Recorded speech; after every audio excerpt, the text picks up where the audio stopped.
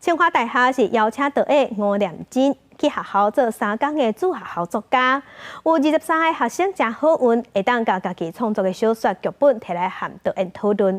吴念真是建议少年家要创作，应该爱提升家己的生命经验，而且嘛爱加强结构的训练。 学生专心听导演上课，原本按算收15个学生的课程，因为伤过热门，经过导演同意，最后增加到23位。其中有人因为细汉时对册内底看到吴念真所写的文章，决定要专心开始行创作的路。 在我们剧场界的粉丝有一句话，就是吴念真导演是全台湾最会说故事的老先生这样子，所以就非常期待这次的工作坊就可以跟自己的偶像见面，然后接受自己偶像的指导。还有学生是因为想要学台语台词，一定要来上这门课。这个故事嘛是跟我家庭有关的，是我阿爸的故事，所以我想讲要。 用台语来，我是互伊看懂。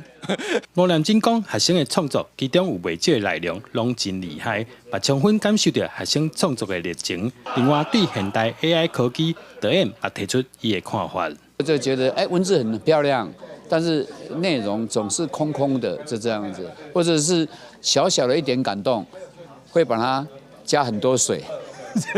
就像台湾话常常讲的，就几条餐碟煮高蛙汤了。我们那个年代没有 AI 的时候的创作，共同的取向就是多数人会写同样的题材，或是多数人会用同样的方法去看待一个题材。但你可以变成作家，或者你变成跟人家不一样，就是你的写法、你的陈述方法是不一样的。清华大学希望透过导演分享写作的方法以及技巧，来加强学生讲故事的能力。 为台湾培养更较侪吴念真。记者刘君和新潮报道。